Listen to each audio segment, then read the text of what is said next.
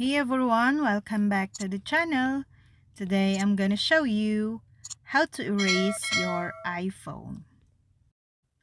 The iPhone is probably the most used device in your life, filled with sensitive data and information, including messages, photos, videos, contacts, credit cards, passwords, and much more. When the time comes to purchase a new one, you must ensure you have a backup all of your important information before you think about erasing your iPhone. If you purchase a new device like the iPhone 15, you want to make sure you have transferred all your data to the new one.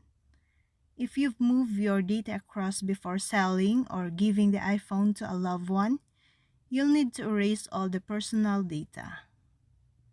Before you do anything else, you'll need an up-to-date backup of your iPhone so that the information you erase is stored somewhere. iCloud automatically creates a backup overnight as long as you're plugged in and on Wi-Fi, but a manual backup will make sure you're absolutely up to date. First, make sure your iPhone or iPad is connected to Wi-Fi. Second, launch Settings from the home screen. Third, tap on the Apple ID banner. And fourth, tap iCloud. Fifth, scroll down and tap iCloud Backup. And then switch to turn it on. And the last, choose Backup now.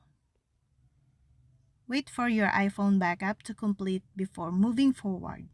You can also back up your iPhone or iPad with a computer.